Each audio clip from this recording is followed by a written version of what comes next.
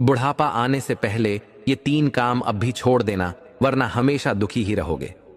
दर्शक बंधु, क्या आप जानते हैं कि इंसान का सबसे मुश्किल समय बुढ़ापा नहीं होता, बल्कि वह होता है जब इंसान बुढ़ापे में पछताता है, अपने किए हुए कर्मों पर, अपने व्यवहार पर और उन आदतों पर जो उसने समय रहते नहीं छोड़ी। हर कोई चाहता है कि उसका बुढ़ापा सुखद और सम्मान से भरा हो, लेकिन बहुत कम लोग होते हैं जो अपने युवा समय में उन आदतों को छोड़ पाते हैं जो आगे चलकर उनके जीवन में दुख और अकेलापन लेकर आती हैं। जीवन एक दर्पण की तरह है, जो आज हम इसमें देख रहे हैं वही कल हमारे सामने खड़ा मिलेगा। अगर आज ही हम कुछ ऐसी आदतों को छोड़ दें जो हमारे मानसिक, सामाजिक और आध्यात्मिक जीवन को कमजोर करती हैं, तो आने वाला समय हमें कभी दुखी नहीं करेगा। इसलिए यह जरूरी है कि बुढ़ापा आने से पहले हम अपने अंदर झांकें, सोचें और खुद से सवाल करें, क्या मैं वह सब कर रहा हूं जिससे मेरा भविष्य शांत, सुरक्षित और सम्मान से भरा हो सके। आज की यह चर्चा उन 3 प्रमुख आदतों पर है जिन्हें अगर अभी नहीं छोड़ा गया तो समय के साथ ये आदतें हमारी सबसे बड़ी दुख की वजह बन जाएंगी। ये सिर्फ सुझाव नहीं, बल्कि जीवन की उस गहराई से निकले अनुभव हैं जो सैकड़ों हजारों लोगों की कहानियों से सामने आए हैं। तो आइए आत्मचिंतन करें, खुद को सुधारें और उन आदतों को पहचानें जो हमारी खुशी में सबसे बड़ी रुकावट बन सकती हैं, इससे पहले कि बहुत देर हो जाए। दर्शक बंधु, ये मात्र एक कथा ही नहीं, जीवन जीने का उद्देश्य है। तो चलिए जानते हैं उन तीनों महत्वपूर्ण बातों को। लेकिन आगे बढ़ने से पहले आपको बता दें कि गरुड़ पुराण में कहा गया है कि कथा हो या सीख, अगर बीच में छोड़ दिया जाता है तो वह पाप की श्रेणी में आता है। तो आपसे निवेदन है कि वीडियो को अंत तक पूरा देखें, और अगर आप एक सनातनी हैं तो वीडियो को लाइक करके चैनल को सब्सक्राइब जरूर कर लें। तो चलिए कथा शुरू करते हैं। दोपहर का समय था, करीब 1 बजे का। मोहन जी जब भी अपने कार्यालय से घर लौटते थे तो उनके मोहल्ले की गलियां एकदम शांत हो जाती थीं। सारे बच्चे स्कूल जा चुके होते और हर ओर सन्नाटा छा जाता। पर हर दिन एक बच्चा ऐसा होता जो मोहन जी के रास्ते में आकर हाथ फैलाता और करुण स्वर में कहता, बाबूजी, बहुत भूख लगी है, कुछ दे दीजिए। मोहन जी का हृदय द्रवित हो उठता। वे कभी 1 रुपया, कभी 2 रुपये उसकी हथेली पर रख देते। लेकिन एक दिन, जैसे भगवान की कोई लीला घट रही हो, रेलवे में हड़ताल हो गई। मोहन जी भी रेलवे में ही कार्यरत थे, अतः अब वे घर पर ही अपनी धर्मपत्नी विमला जी के साथ समय व्यतीत करने लगे। एक दिन किसी काम से वे दोनों बाजार गए। लौटते समय उस रोज के रास्ते को छोड़कर वे किसी और रास्ते से घर लौटने लगे। उधर वह बालक, जिसे भगवान ने मोहन जी की दया का पात्र बना दिया था, हमेशा की तरह उन्हें राह देखता रहा। जब सूरज ढलने लगा और आकाश में संध्या की रश्मियां फैलने लगीं, तब वह निराश होकर लौटने ही वाला था कि अचानक उसकी दृष्टि पड़ी। मोहन जी अपनी पत्नी के साथ किसी और रास्ते से आ रहे थे। उसने जोर से पुकारा, बाबूजी, बाबूजी। विमला जी के कानों में वह पुकार पड़ी। उन्होंने पीछे देखा। एक नन्हा बालक उन्हें बुला रहा था, हाथ हिला रहा था। विमला जी ने तुरंत कहा, अजी, गाड़ी रोकिए, कोई आपको बुला रहा है। मोहन जी का अंतर्मन जागा। उन्होंने सोचा, अरे, आज तो मैं उस बालक को पैसे देना भूल ही गया था। उन्होंने गाड़ी एक ओर लगाई और प्रतीक्षा करने लगे। बालक दौड़ते हुए पास आया। मोहन जी ने धीरे से कुछ पैसे निकाले और उसे थमा दिए। विमला जी ने पूछा, उसे पैसे क्यों दे रहे हो? उस बालक ने मासूमियत और पीड़ा भरी दृष्टि से कहा, मैडम, मेरा नाम राजू है, मैं अनाथ हूं, मेरे माता पिता इस संसार में नहीं हैं, भीख मांगकर ही पेट पालता हूं। उसके नयन भर आए। विमला जी का हृदय भीतर तक कांप उठा। उन्होंने अपने पर्स से 4 नोट निकाले, 10-10 हजार के, और उसके हाथ में रख दिए। कहा, बेटा, यह लो, लेकिन एक बात सदा याद रखना, आज के बाद कभी भी भीख मत मांगना। भीख मांगना आत्मा को 100 बार मरने जैसा होता है। विमला जी की करुणा और सीख राजू के हृदय में उतर गई। उसने उन पैसों को अपने जेब में रखा और मौन भाव से आगे बढ़ने लगा। चलते चलते उसकी दृष्टि सामने पड़ी। एक व्यक्ति, जिसके दोनों हाथ नहीं थे, अपने पैरों से कला और सेवा का ऐसा अद्भुत प्रदर्शन कर रहा था कि सैकड़ों लोग उसे निहारते हुए तालियों की गूंज से उसका उत्साह बढ़ा रहे थे। तभी उसके साथ खड़े एक व्यक्ति ने माइक उठाया और भीड़ से कहा, इसका जन्म होते ही इसके माता पिता ने इसे झाड़ियों में फेंक दिया था क्योंकि यह विकलांग था। उसी समय प्रभु की कृपा से मैं वहां से गुजर रहा था। तभी एक मासूम से बालक के रोने की करुण पुकार मेरे कानों में पड़ी। मैंने तुरंत दृष्टि डाली और पाया कि वह बच्चा कोई और नहीं बल्कि हमारा वही मुन्ना था जिसे उसके अपने ही इस संसार में छोड़कर चले गए थे, बस इसलिए कि वह जन्म से ही विकलांग था। उन्हें लगा था कि अगर इस नन्ही जान को झाड़ियों में छोड़ दिया जाए तो यह तड़प तड़प कर मर जाएगा और उन्हें इससे छुटकारा मिल जाएगा। लेकिन वे भूल गए थे कि बचाने वाला ईश्वर है, जो सृष्टि का पालनहार है। वह मारने वालों से कहीं अधिक बलवान होता है। राजू इस बात को सुनकर जैसे ठहर गया। उसे लगा जैसे यह कहानी उसकी अपनी ही हो।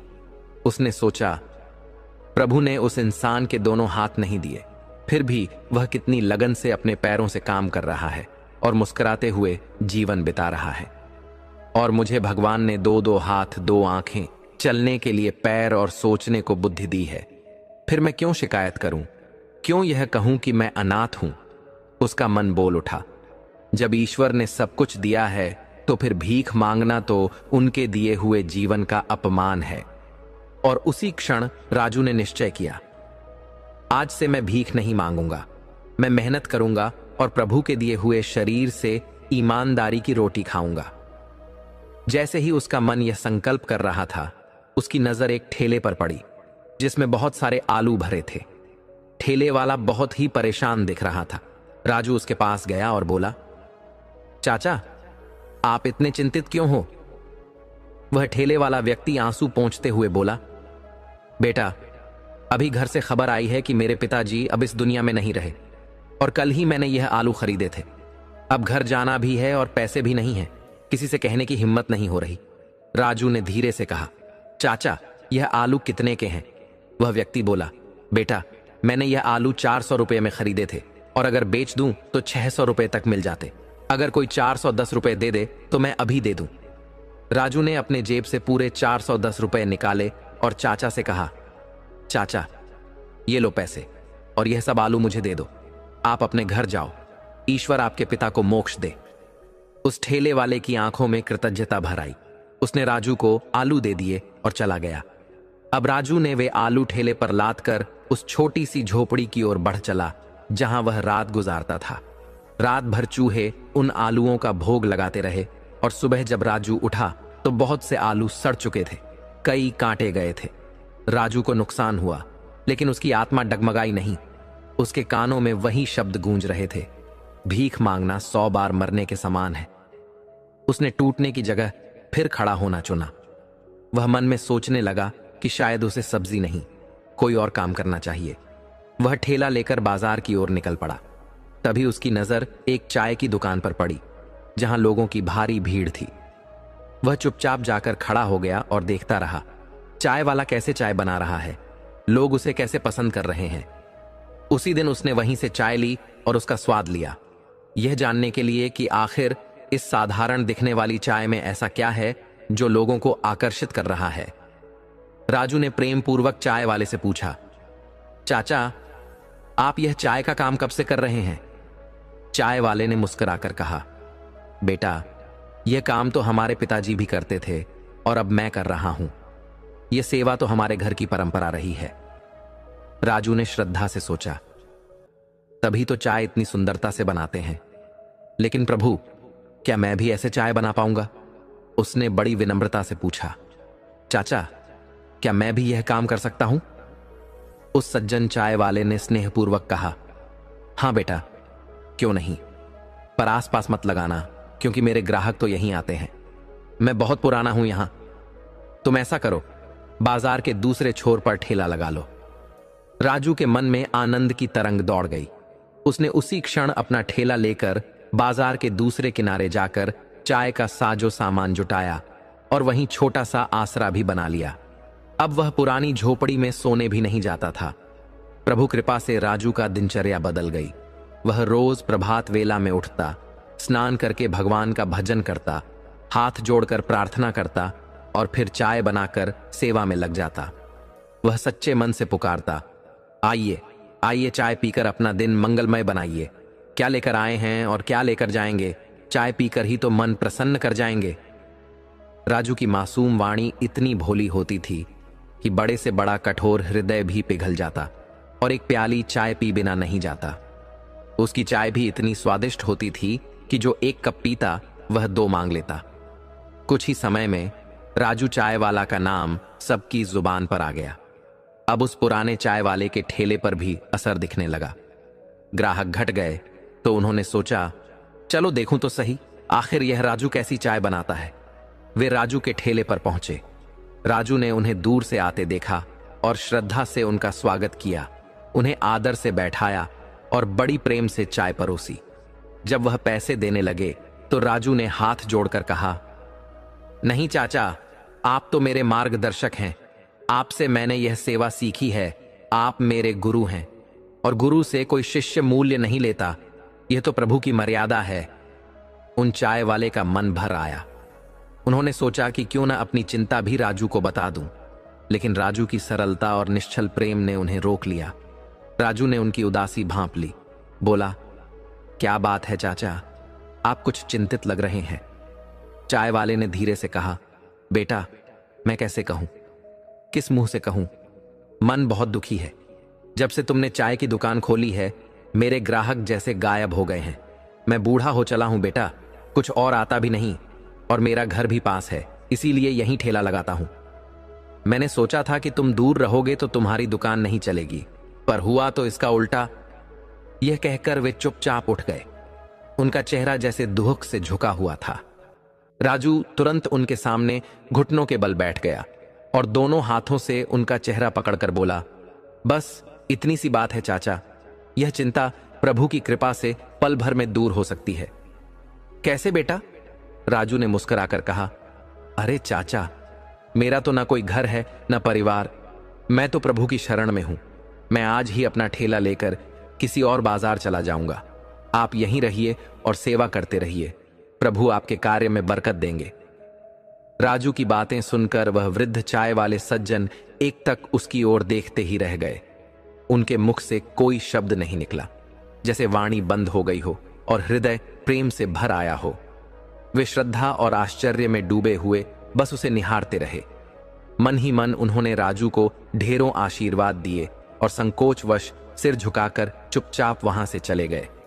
राजू ने दूसरे ही दिन अपने जीवन की नई यात्रा प्रारंभ कर दी।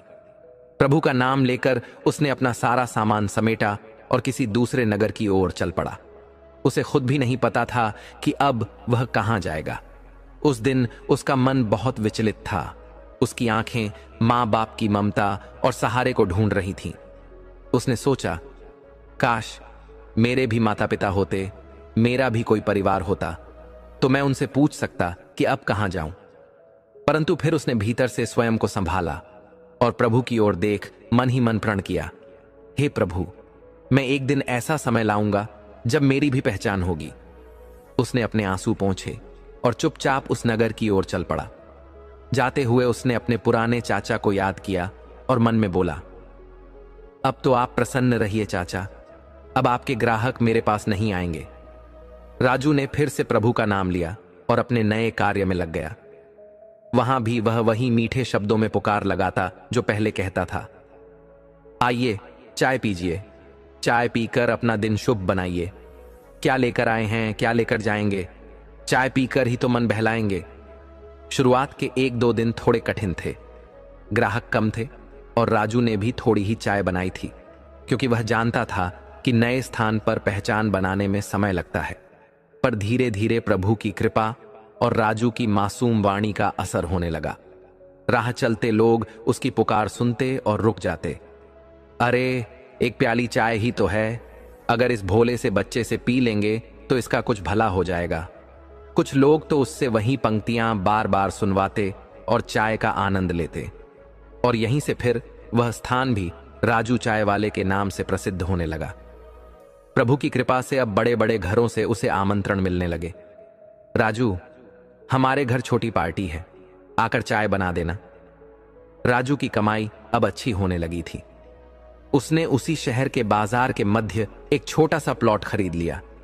फिर धीरे धीरे ईश्वर का स्मरण करते हुए एक सुंदर सा घर बनवाया, जिसमें नीचे की मंजिल पर दुकान के कमरे और ऊपर अपने रहने का स्थान। अब राजू चाय वाला एक सफल और सम्मानित व्यक्ति बन चुका था। प्रभु कृपा से उसका जीवन जैसे बदल गया था। समय बीता और अच्छे अच्छे घरों से उसके लिए रिश्ते आने लगे। उसने भी एक संस्कारी, सादगी और सेवा भाव से भरी हुई कन्या से विवाह कर लिया। उधर मोहन जी और विमला जी भी अब धीरे धीरे वृद्ध हो चले थे। उन्होंने अपने दोनों पुत्रों मोहित और रोहित को अच्छे संस्कार दिए, पढ़ाया लिखाया और इस योग्य बना दिया कि वे दोनों भी अपने पैरों पर खड़े हो गए। मोहन जी और विमला जी अब वृद्ध हो चले थे। उनके दोनों पुत्र मोहित और रोहित अब दूर शहरों में अपने अपने परिवार के साथ रहते थे। जब भी विमला जी का हृदय अपने नन्हे पोता पोतियों की ममता में भीग उठता, वे अपने स्वामी मोहन जी से आग्रह करती, चलिए न जी, बच्चों के पास चलते हैं, पोते पोतियों को देखने का मन कर रहा है। मोहन जी, जिनका हृदय तो पहले ही सब सहने को तैयार था, विमला जी की बात का मान रखते हुए उन्हें लेकर अपने बेटों के घर चल पड़ते। लेकिन जिन बच्चों को कभी तीज त्योहार में माता पिता की बाँट जोहनी चाहिए थी, वे अब त्योहारों में भी उनके पास आने की जहमत नहीं उठाते थे।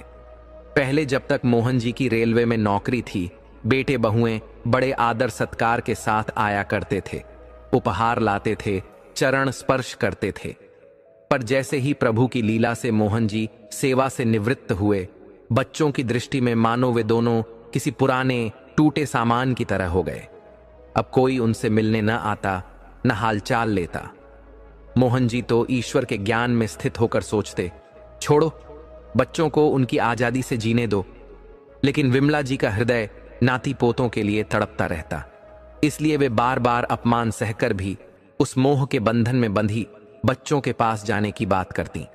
मोहन जी, जिनके जीवन का मूल मंत्र था, जिससे प्रिय को शांति मिले वही धर्म है, विमला जी को मना न कर पाते। हर बार जब वे बच्चों के पास जाते, कोई न कोई बात निकल आती और बहुएं कुछ न कुछ ताना सुनाकर विमला जी का अपमान कर देती। मोहन जी यह सब देखकर अचंभित होते। जिस स्त्री ने जीवन भर आत्मसम्मान का पाठ पढ़ाया, वही आज अपने पोता पोतियों की एक झलक के लिए सब सह रही है। और वे सोचते, सच कहते हैं, कई बार मूल से ज्यादा ब्याज प्यारा हो जाता है। और यह बात विमला जी ने सिद्ध कर दी थी। ऐसा नहीं था कि मोहन जी पोता पोतियों से प्रेम नहीं करते थे, वे भी प्रेम करते थे।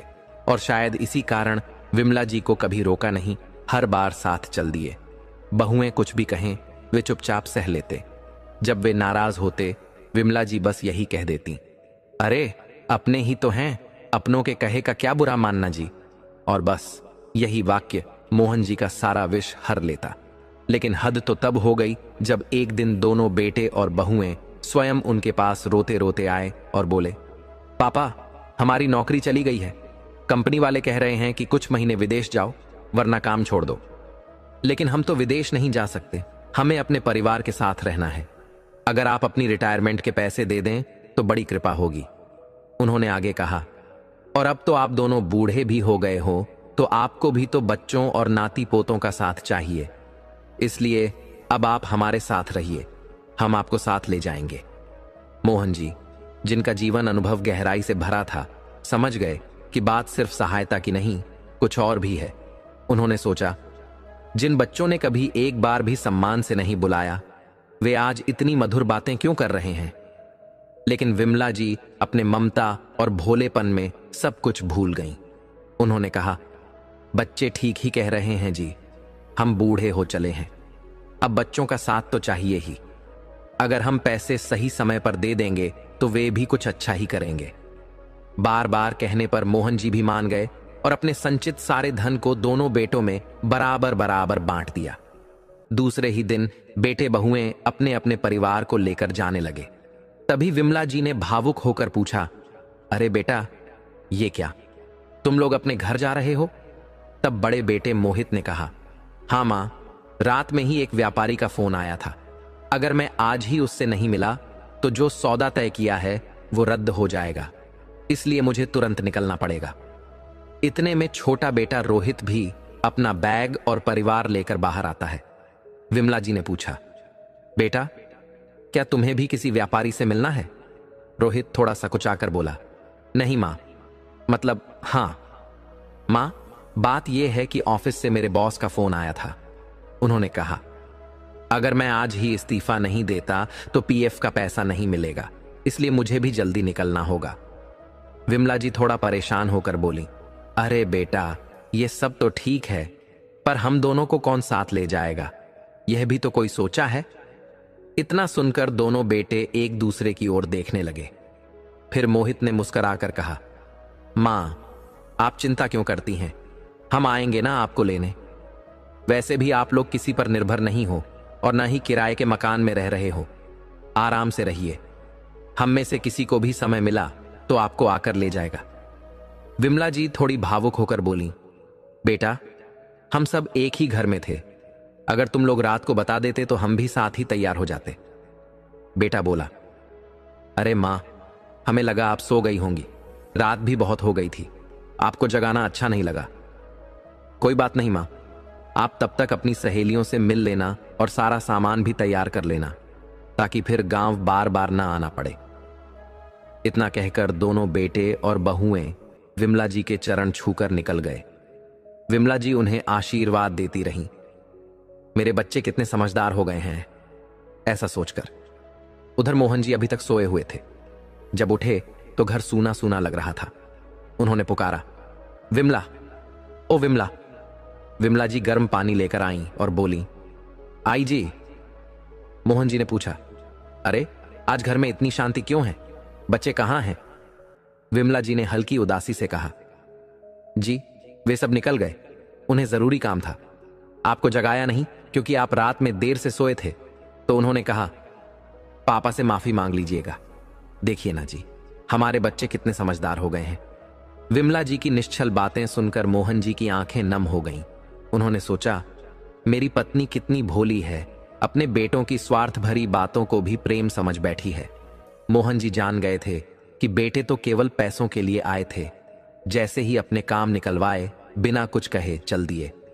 अगर सच्चा स्नेह होता तो अपने माता पिता को साथ ले जाते। समय बीता, 1 महीना, फिर दूसरा महीना, लेकिन ना कोई फोन आया, ना कोई बेटा लेने आया। एक दिन विमला जी ने उदास होकर पूछा, क्यों जी, बच्चे तो कहकर गए थे कि जल्दी लेने आएंगे, लेकिन अब तक कोई आया ही नहीं, एक फोन तक नहीं किया। मोहन जी बस हल्के से मुस्कुरा दिए और मौन साध लिया। कुछ ही दिन बाद प्रभु की लीला से मोहन जी घर की सीढ़ियों से गिर पड़े। कमर में जोर की चोट आई। विमला जी ने पड़ोसियों की मदद से उन्हें अस्पताल पहुंचाया। डॉक्टर ने जांच कर बताया, इनकी कमर की हड्डी टूट गई है, जल्द से जल्द ऑपरेशन करना होगा, नहीं तो स्थिति बिगड़ सकती है और शायद फिर कभी ये अपने पैरों पर खड़े ना हो सकें। डॉक्टर की बातें सुनकर विमला जी घबरा गईं। उन्हें कुछ भी समझ में नहीं आ रहा था कि अब क्या करें। जितने पैसे पास थे उससे उन्होंने मोहन जी का इलाज शुरू करवा दिया, लेकिन जैसे जैसे पैसे खत्म होने लगे उनका मन डर से भर गया।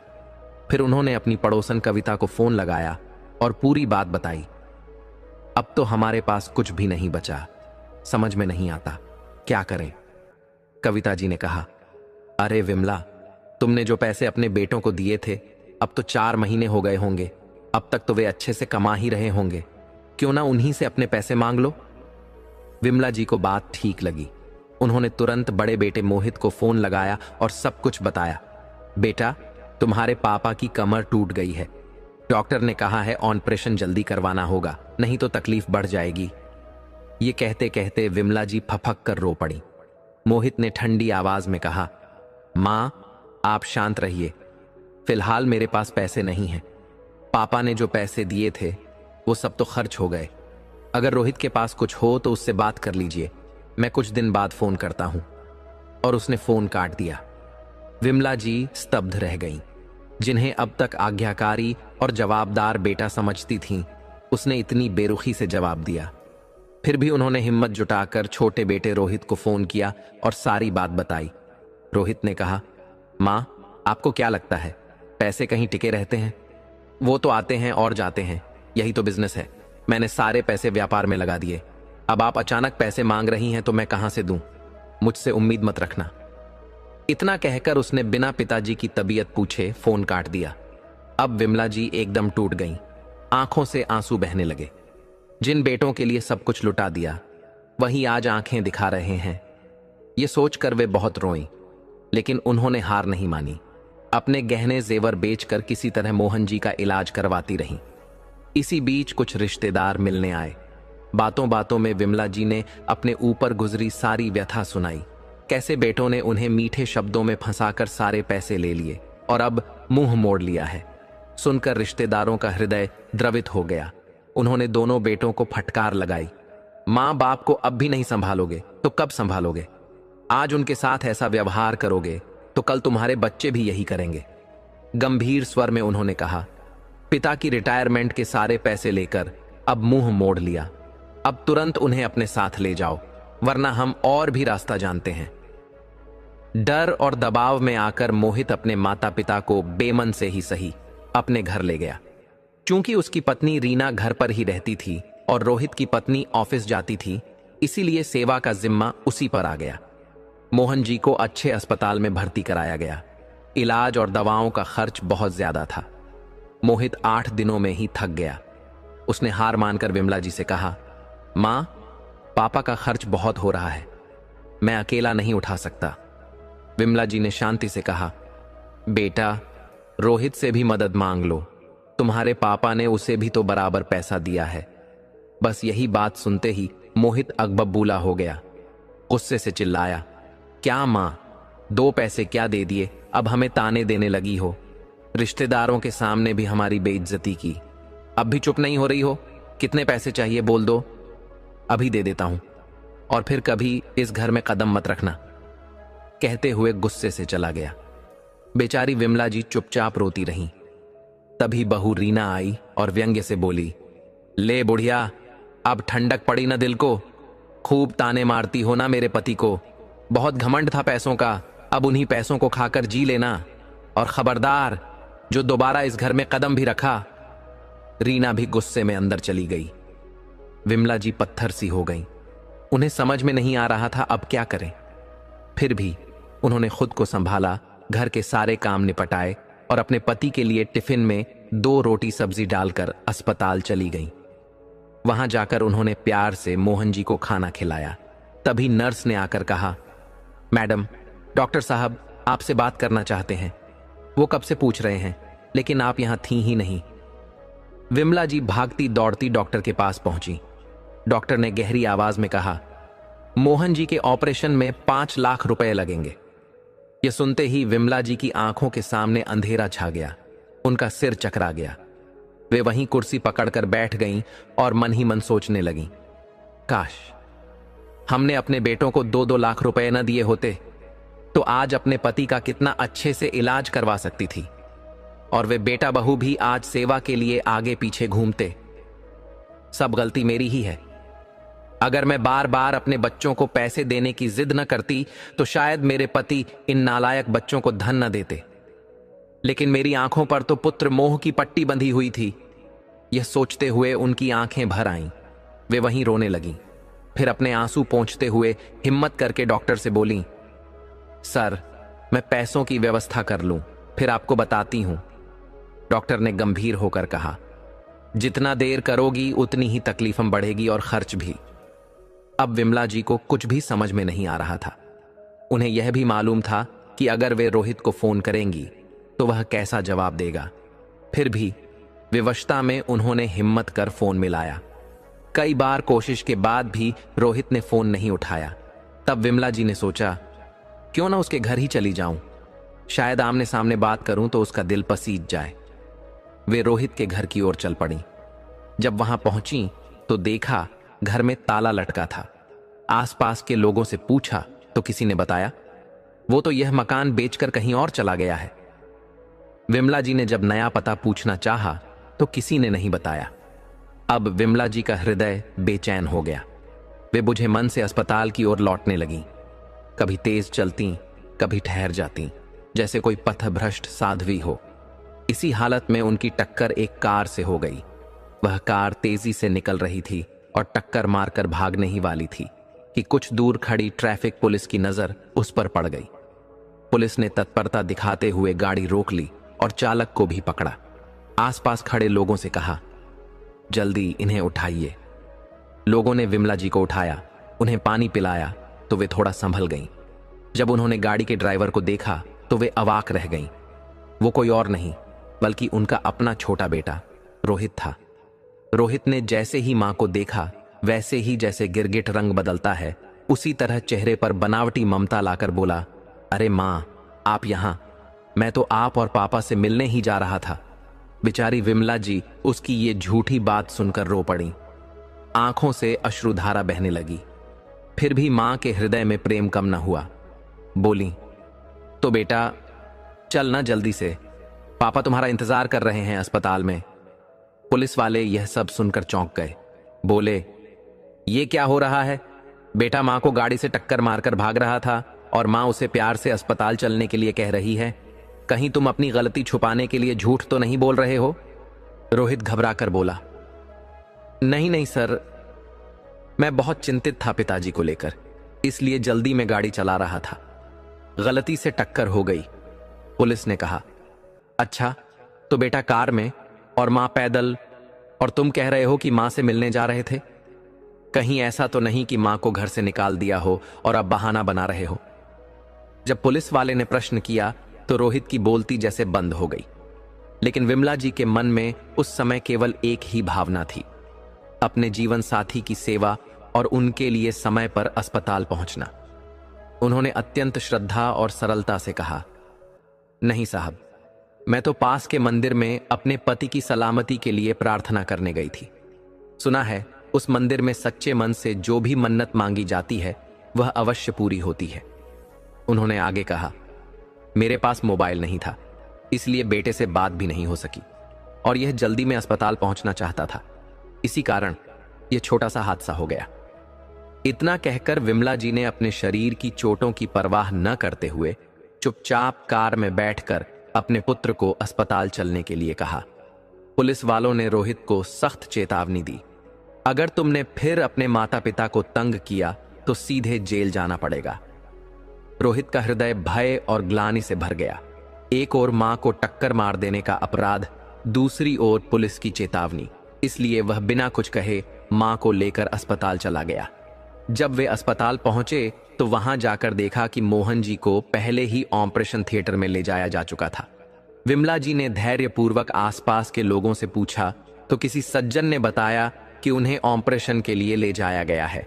काउंटर पर जाकर उन्होंने विनम्रता से पूछा कि फीस किसने भरी, तो बताया गया, राजू नाम के किसी सज्जन ने न केवल फीस भरी बल्कि दवाइयों के लिए 10,000 रुपये अतिरिक्त भी जमा किए ताकि कोई दिक्कत न हो। वे आपका इंतजार करते रहे, पर जब आप नहीं आई तो चले गए। विमला जी आश्चर्य में पड़ गईं। राजू कौन है? मैं तो किसी राजू को जानती ही नहीं। जब उन्होंने रोहित से पूछा तो उसने भी इनकार कर दिया। थोड़ी देर बाद मोहन जी को ऑपरेशन थिएटर से बाहर लाया गया। रोहित उनसे मिला और मां को पता देकर चला गया। कुछ दिन बाद जब मोहन जी ठीक हो गए, विमला जी ने मोहित को फोन किया तो उसने कह दिया, इतने दिन तो हमारे घर रह लिए, अब रोहित के घर जाओ। छोटे बेटे ने भी कहा, हम दोनों ड्यूटी पर हैं, आप ऑटो से आ जाइए। विमला जी ने जिस घर को कभी देखा तक नहीं था, आज उसी घर का सहारा लिया और ऑटो से वहां पहुंची। पति पत्नी घर के बाहर भूखे प्यासे बैठे रहे। शाम को जब बहू मीरा आई तो उन्हें देखकर क्रोधित हो उठी। बोली, इतनी रात को क्यों आए? जानते हैं ना, दिन भर कोई घर पर नहीं होता, आज तो हमारी इज्जत ही चली गई। पड़ोसी क्या सोचेंगे? कौन भिखारी आ गया हमारे घर? फिर कठोर स्वर में बोली, माँ जी, अब काम पर लगिए, मैं दिन भर काम कर थक गई हूं, आप तो आराम ही करती रही होंगी अस्पताल में, अब दिखाइए अपनी ताकत। विमला जी ने कुछ न कहा। उन्होंने ना तो अस्पताल में भरपेट भोजन किया था, ना ही एक रात चैन से सोई थीं, परंतु सेवा ही उनका धर्म था। उन्होंने चुपचाप झाड़ू उठाई, फिर बर्तन धोए और फिर चाय बनाकर सबको पिलाई। उसी समय रोहित भी घर आया। मां को काम करते देखा तो भावुक होकर बोला, मां, आज तो आप आराम कर लेती।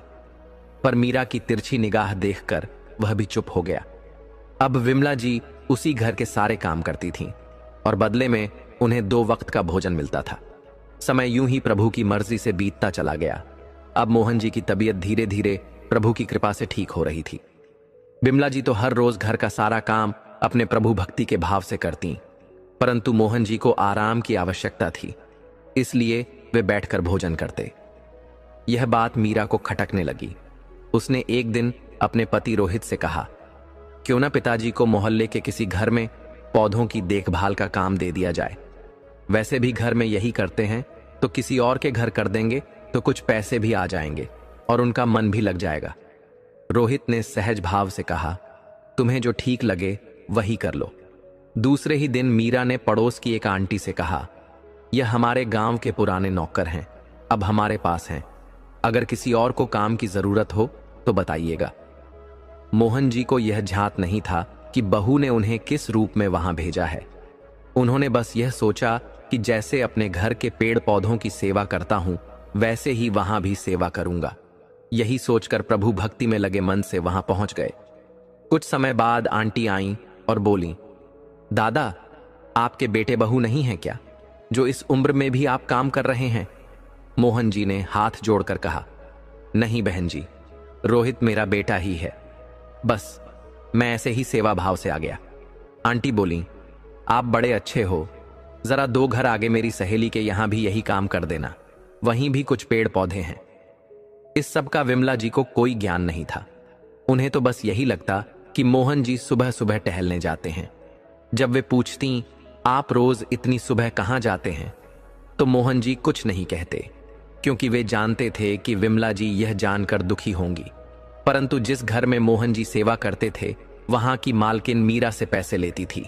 यह बात न तो मोहन जी को पता थी और न ही विमला जी को। जब कभी मोहन जी किसी दिन नहीं जाते, तो वह स्त्री उन्हें भला बुरा कहने लगती। एक दिन की बात है, जब रोहित और मीरा अपने काम पर चले गए और मोहन जी 2 दिन तक नहीं गए, तो वह औरत बुरी तरह गुस्से में आ गई।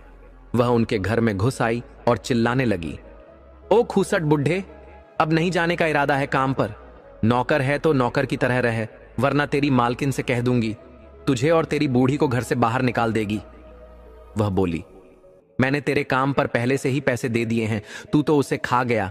इतने बुढ़ापे में भी लालच नहीं गया। भगवान के पास जाने वाला है, क्या मेरा पैसा लेकर जाएगा ऊपर? उस स्त्री के अपशब्द सुनकर विमला जी स्तब्ध रह गईं। उन्होंने फोल्डेड हैंड्स करके कहा, बहन जी, आप शायद हमें गलत समझ रही हैं। रोहित हमारा बेटा है, हम कोई नौकर नहीं हैं। इतना सुनते ही वह स्त्री हाथ उठाने को हुई और बोली, बहन जी, कहने वाली तू कौन है? नौकरानी है, नौकरानी की तरह ही रहना सीख। वह विमला जी पर हाथ उठाने लगी। तभी मोहन जी ने उसका हाथ पकड़ लिया और बहुत शांति से बोले, हाँ मैडम जी, हम नौकर ही सही, हमारी कोई औकात नहीं आपके जैसे धनवानों के सामने। लेकिन इसका यह मतलब नहीं कि आपको हमारी स्त्री पर हाथ उठाने का अधिकार मिल जाए। जब हमारे मालिक और मालकिन आएंगे, तब आप जो कहना हो कहिएगा। उस स्त्री ने कहा, मैं तो बस तुम्हारे भले के लिए आई थी, ताकि मीरा को तुम्हारी करतूत का पता न चले और वह तुम्हें घर से बाहर न निकाल दे। लेकिन तुम तो खुद अपने ही पैर पर कुल्हाड़ी मार रहे हो। अब मीरा के आने के बाद ही देखना वो तुम्हारा क्या हाल करती है। उनका शोरगुल सुनकर कई लोग उनके घर में इकट्ठा हो गए। लोग हंसी उड़ाने लगे, कहने लगे कि बूढ़ा बुढ़िया की अक्ल तो अब जवाब दे गई है। आसपास की एक पड़ोसन ने जाकर मीरा को फोन पर सब बता दिया। मीरा यह सुनकर बहुत क्रोधित हो उठी। उधर मोहन जी और विमला जी का भी मन दुख से भर गया। उन्हें यह बहुत ही पीड़ा दे रहा था कि उनकी बहू ने उन्हें नौकर और नौकरानी कहा। जब मीरा घर आई तो पूरा घर साफ सुथरा था। उसने तंज कसते हुए कहा, मां जी, जरा चाय तो बना दीजिए। विमला जी ने अपनी आंखों के आंसू पोंछते हुए जवाब दिया, हाँ मालकिन, अभी लेकर आई, और फिर चाय बनाकर कमरे में पहुंचा दी। उसी समय रोहित भी घर आया। विमला जी बोली, मालिक, आपके लिए भी चाय लाऊं क्या? रोहित ने चौंक कर पूछा, मां, ये कैसी बातें कर रही हो? मीरा ने बीच में बोलते हुए कहा, सही तो कह रही हैं, जब इन्हें खुद ही नौकर बनने का शौक है तो हम क्या करें? फिर मीरा ने सब कुछ बढ़ा चढ़ाकर बता दिया और यह भी कहा कि जब ये दोनों हमारे घर के सामने बैठे थे तो लोग पूछने लगे कि ये कौन है। इसीलिए इज्जत बचाने के लिए उन्हें नौकर कह दिया, ताकि लोग मजाक न उड़ाए। घर में तो हम इनसे माँ बाप जैसा ही व्यवहार कर रहे हैं, बाहर लोग क्या कहते हैं इससे फर्क नहीं पड़ता। रोहित बोला, हाँ माँ, मीरा सही कह रही है। बेटे की ऐसी बात सुनकर मोहन जी और विमला जी स्तब्ध रह गए। जहां उन्होंने सोचा था कि उनका बेटा उनके लिए खड़ा होगा, वहीं उसी बेटे ने पल भर में उन्हें पराया कर दिया। दोनों बिना कुछ कहे अपने कमरे में चले गए। उस रात वे भूखे ही सो गए। किसी ने पूछना तो दूर, पानी तक को नहीं पूछा। रात देर से मोहन जी को प्यास लगी। उन्होंने जग उठाकर देखा तो वह खाली था। वे किचन की ओर पानी लेने चले ही थे कि देखा रोहित और मीरा के कमरे की लाइट जल रही थी। अंदर से बातचीत की आवाजें आ रही थीं। मीरा कह रही थी, मैं तो कहती हूं इन बूढ़ा बुढ़िया को रास्ते से ही हटा दो, न रहेगा बांस न बजेगी बांसुरी। रोहित बोला, पर पुलिस ने तो मुझे सख्त हिदायत दी है कि इन्हें कुछ न हो, वरना सारी सुई मुझ पर आ टिकेगी। मीरा बोली, मेरे भोले पति, उसका भी उपाय मैंने कर लिया है। मेरी सहेली ने इनके पागल होने का प्रमाण पत्र बनवा दिया है और कैसे इन्हें पागल साबित करना है यह भी समझा दिया है। रोहित ने पूछा, कैसे? मीरा हंसकर बोली, जब सही समय आएगा तब देखना, ये दोनों खुद को पागल साबित कर देंगे। मैं उन पर झूठा आरोप लगाकर इतनी मासूम बन जाऊंगी कि लोग मुझे ही सही मानेंगे और फिर आस पड़ोस भी कहेगा कि इन दोनों को पागल खाने भेज दो। हम दिखावा करेंगे कि हम इनसे बहुत स्नेह करते हैं, इसलिए मां बाप बनाकर साथ रख रहे हैं। फिर एक दिन ऐसा मौका आएगा जब इनका काम तमाम कर देंगे और किसी को खबर तक नहीं होगी, क्योंकि इनकी पेंशन से ज्यादा खर्च दवाई में हो रहा है और काम करो तो इनसे हंगामा अलग। अब ये दोनों हमारी सहनशीलता से बाहर हैं। मोहन जी की आंखों से आंसू बहने लगे। वे वही मोहन जी थे जो कभी अपने बेटों पर गर्व किया करते थे, आज उन्हीं की साजिश का शिकार हो रहे थे। वे चुपचाप लौटे और विमला जी को उठाकर सब कुछ बता दिया। फिर पूछा, तुम्हारा एक्सीडेंट कब हुआ और किसने किया था? विमला जी ने बताया कि कैसे एक दिन रोहित की कार से टकरा गई थी और पुलिस ने क्या कहा था। मोहन जी सब समझ गए। रोहित उन्हें बस दिखावे के लिए रखे हुए हैं, मजबूरी में। अपमानित होकर और मन से टूटकर उन्होंने सोचा, इससे अच्छा है कि इस घर से चुपचाप निकल जाए, क्योंकि अब तो बहू ने कागजी सबूत भी बना लिए हैं कि वे दोनों पागल हैं। रात को उन्होंने देखा कि रोहित और मीरा के कमरे की लाइट बंद हो चुकी है, मतलब वे दोनों सो चुके थे। प्रभु का नाम लेकर आंखों में आंसू लिए चुपचाप दोनों घर से बाहर निकल गए, किसी को बिना बताए। घर से निकलने के बाद मोहन जी और विमला जी एक होटल के पास पहुंचे। होटल का मालिक प्रभात बेला में चाय और नाश्ते की तैयारी कर रहा था, अग्नि प्रज्वलित कर रहा था। विमला जी ने करुणा से कहा, बेटा, क्या थोड़ा पानी मिल सकता है? लेकिन वह व्यक्ति उस दिन कुछ विलंब से उठा था और झुंझलाकर बोला, अभी तो पानी भरा ही नहीं है, चलिए यहां से। मोहन जी और विमला जी वहीं एक ओर बैठ गए और शांत भाव से उसे देखने लगे। जब वह व्यक्ति भीतर किसी काम से गया, तब विमला जी ने सेवा भाव से अग्नि जला दी। वह व्यक्ति बाहर आया तो यह दृश्य देखकर प्रसन्न हो गया, क्योंकि वह स्वयं आग जलाने में असमर्थ हो रहा था। वह उनका यह सेवा भाव देखकर भाव विभोर हो गया और उन्हें प्रेम पूर्वक चाय और जल बिना किसी मूल्य के दे दिया। फिर दोनों आगे बढ़े तो रेलवे स्टेशन के समीप एक मोची की दुकान के पास कुछ ब्रश और पुराना सामान पड़ा देखा। मोहन जी ने कुछ ब्रश उठाए और कुछ दूरी पर बैठ गए। तभी एक युवक आया और विनम्रता से बोला, बाबा, कृपया मेरे जूते जल्दी पॉलिश कर दीजिए, मुझे साक्षात्कार के लिए जाना है। मोहन जी ने प्रेम से उसके जूते साफ किए, जबकि उनके पास कोई पॉलिश नहीं थी, केवल एक सूखी डिब्बी थी। फिर भी सेवा भावना से उन्होंने जूते चमका दिए।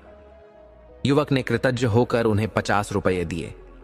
वे दोनों पति पत्नी बड़े प्रसन्न हुए। वह युवक जब साक्षात्कार देकर लौटा तो उसने बताया कि उसका चयन हो गया है। वह इतना आनंदित हुआ कि मिठाई का डिब्बा और 100 रुपये भेंट में दिए और दोनों के साथ एक स्मृति स्वरूप तस्वीर भी खिंचवाई। उस दिन मोहन जी और विमला जी का हृदय आनंद से भर गया। उन्होंने विचार किया, क्यों ना इन पैसों से अपने गांव लौट चलें। जब वे गांव पहुंचे तो देखा उनका घर और खेत दोनों उनके पुत्रों द्वारा बेच दिया गया है। यह देखकर वे अत्यंत दुखी हुए। गांव में तो उनका मान सम्मान था, क्योंकि वे पूर्व में सरकारी सेवा में थे, किंतु अब वहां कोई कार्य न कर सकते थे और बेटों ने छल से उनके बैंक खाते को अपने खातों से जोड़ लिया था, जिससे वे अपनी पेंशन भी नहीं निकाल सकते थे। अपनी मर्यादा बचाते हुए वे दोनों पुनः शहर लौट आए, क्योंकि गांव में अब रहना असंभव था। शहर में उन्होंने फूल बेचना प्रारंभ किया। कभी फूल बिक जाते, कभी नहीं, कभी अन्न मिलता, कभी भूखे ही दिन बीतते। एक दिन जब वे फूल बेच रहे थे तो वही युवक फिर से उनसे टकरा गया। उसने मोहन जी को पहचान लिया और प्रेम पूर्वक पूछा, बाबा, आप यहां क्या कर रहे हैं? आपने तो पहले कुछ और बताया था। मोहन जी ने नम्रता से कहा, बेटा, जब पेट की ज्वाला जलती है तो इंसान क्या कुछ नहीं करता। अब हम यहीं रहते हैं। युवक ने पूछा, मतलब आपकी पत्नी भी?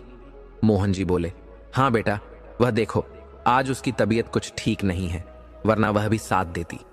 युवक ने फिर श्रद्धा से कहा, बाबा, क्या आपके परिवार में कोई नहीं है?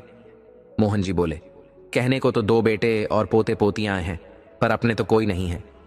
युवक ने भावुक होकर कहा, बाबा, फिर आप उनके खिलाफ कोई केस क्यों नहीं करते? मोहन जी के नेत्र भर आए।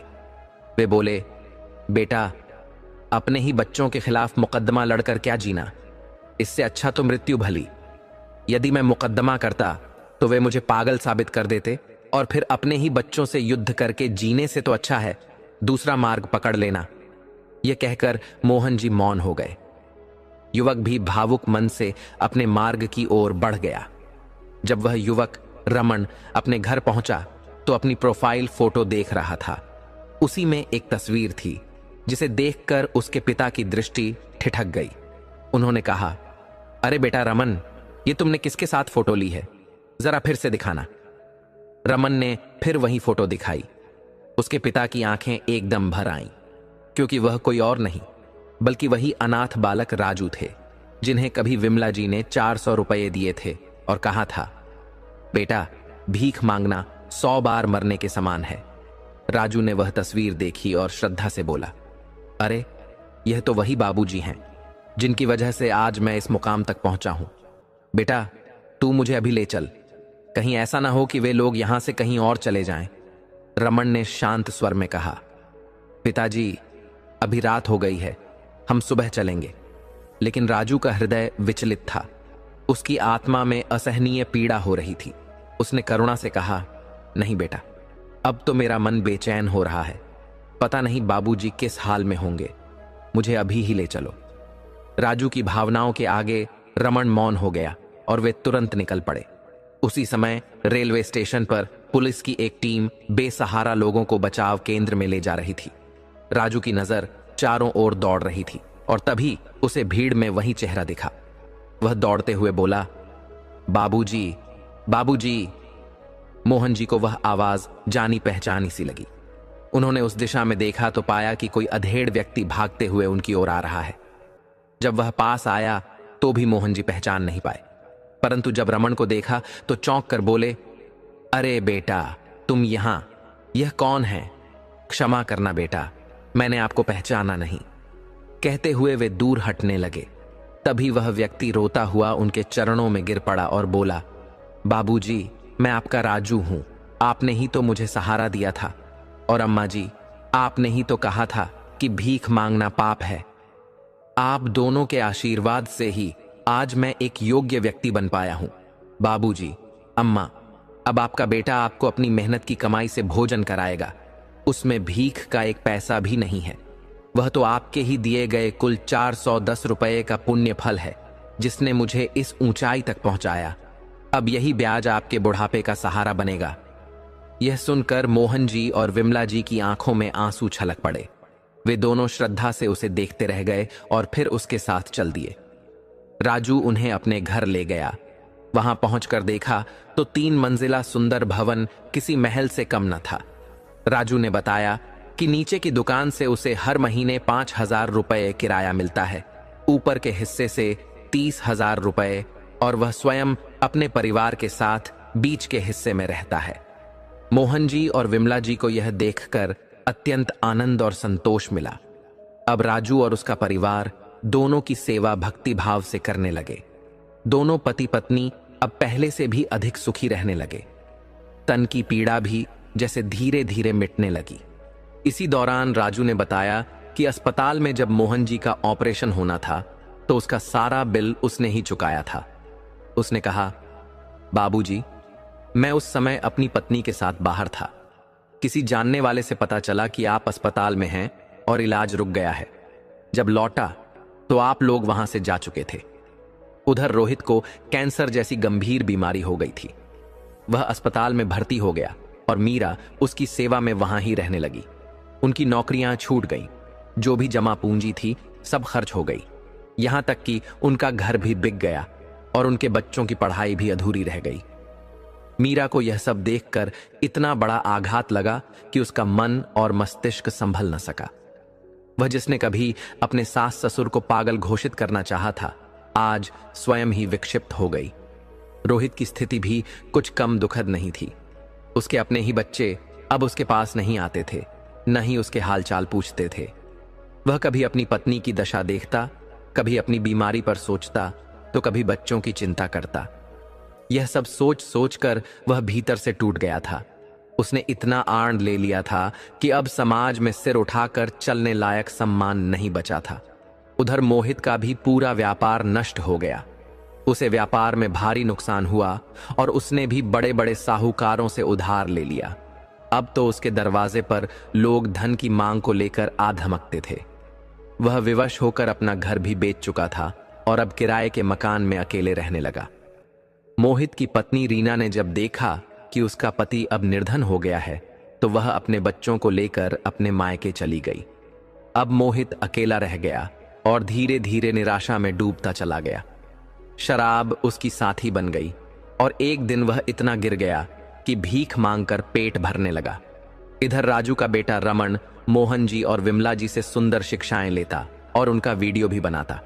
अब वे दोनों वृद्ध श्रद्धेय हो गए थे, जिनके दर्शन के लिए लोग आते और सहायता की कामना करते। एक दिन मोहित ने सोचा कि वह भी जाकर उनसे मदद मांगेगा।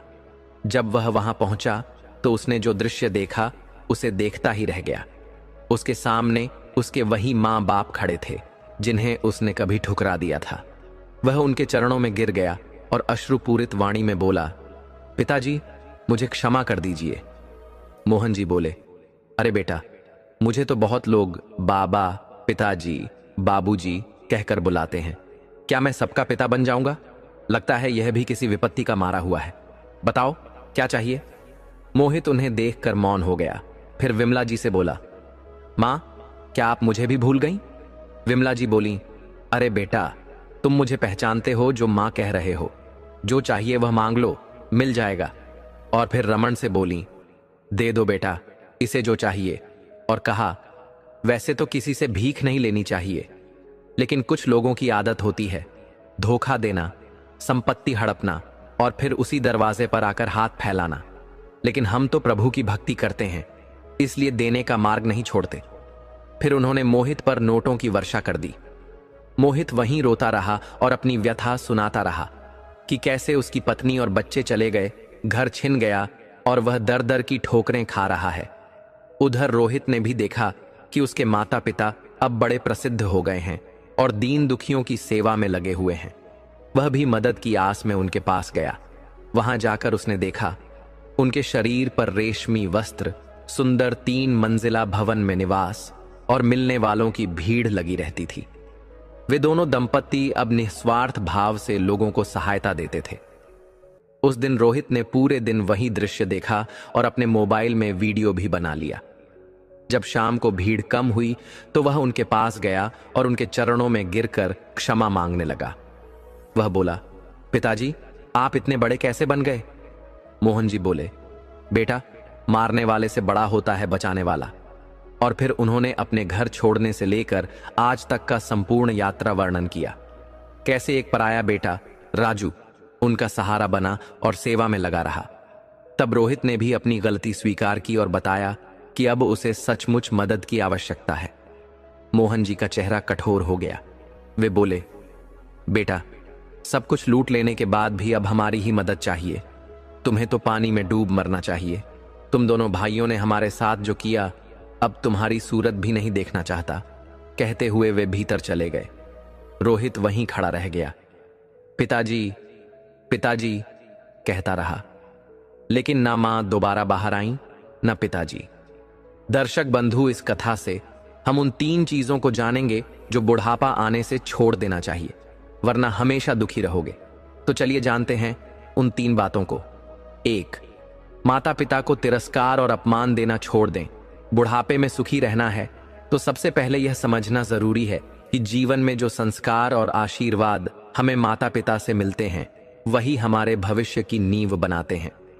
इस कहानी में मोहन जी और विमला जी को उनके बेटों ने अपमानित कर घर से निकाल दिया, परंतु अंततः वही बेटे भी जीवन में बर्बाद हो गए और दर दर भटकने लगे। जो संतान अपने बुजुर्ग माता पिता की इज्जत नहीं करती, उनके त्याग को नहीं समझती, वह कभी जीवन में सच्चा सुख नहीं पा सकती। इसलिए यह अहंकार त्याग देना चाहिए और माता पिता की सेवा को अपना धर्म समझना चाहिए। 2. लोभ और संपत्ति के मोह में रिश्तों को तोड़ना छोड़ दें। इस कहानी का एक बड़ा संदेश यह भी है कि धन संपत्ति के लोभ में आकर यदि कोई अपने परिवार के साथ विश्वासघात करता है तो वह धन उसका जीवन नहीं संवार सकता, बल्कि उसे और गहरे दुखों में डाल देता है। मोहित और रोहित ने अपने माँ बाप की जमीन जायदाद हड़प ली, पर अंततः खुद ही सब कुछ खो दिया। परिवार और रिश्ते ही असली संपत्ति हैं। पैसों के लिए यदि इन्हें तोड़ दिया जाए तो अंत में कुछ हाथ नहीं आता। इसलिए बुढ़ापे में सुख चाहते हैं तो लोभ और धन की अंधी दौड़ से दूर रहिए। 3. अहंकार और स्वार्थ में अंधे होकर दूसरों को छोटा समझना छोड़ दें। जो व्यक्ति अपने से छोटे या निर्बल को तुच्छ समझते हैं और स्वार्थ के वशीभूत होकर दूसरों का अपमान करते हैं, उनका अंत हमेशा पछतावे में होता है। मोहन जी और विमला जी को जिन बेटों ने छोड़ा, वे खुद अपने अहंकार में डूबे थे, पर समय ने जब करवट ली तो वही माता पिता जिन्होंने कभी किसी को तुच्छ नहीं समझा, वही समाज में पूजनीय हो गए। इसीलिए जीवन में किसी को भी नीचा दिखाने की प्रवृत्ति छोड़ दें और विनम्रता को अपनाएं। अगर बुढ़ापे में सुख, सम्मान और आत्मिक शांति चाहिए तो इन 3 बातों को समय रहते अपने जीवन से निकाल दें। 1. माता पिता का तिरस्कार दो। धन का लोभ। 3. अहंकार और स्वार्थ, यही सच्चा धर्म है, यही संतोष का रास्ता है। तो प्रियजनों, अगर आप चाहते हैं कि आपका बुढ़ापा केवल उम्र का पड़ाव न होकर शांति, सम्मान और आत्मसंतोष से भरा एक सुंदर अध्याय बने, तो अभी से इन बातों पर ध्यान देना होगा। याद रखिए, परिवर्तन तभी सार्थक होता है जब वह समय रहते किया जाए। आज जो कदम आप उठाएंगे वही कल आपके जीवन की दिशा तय करेंगे। खुद से प्यार कीजिए, अपने व्यवहार को सजाइए और उन आदतों को अलविदा कह दीजिए जो कल आपको पछतावे की आग में झोंक सकती हैं।